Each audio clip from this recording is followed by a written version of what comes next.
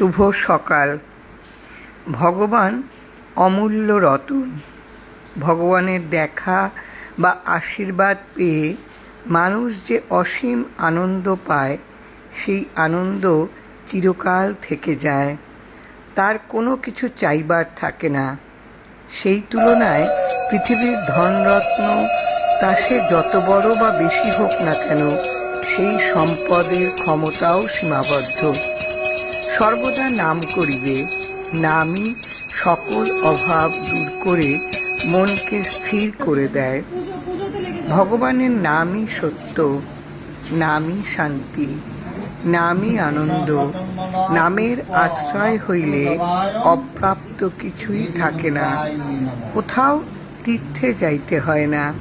যেই নাম সেই কৃষ্ণ।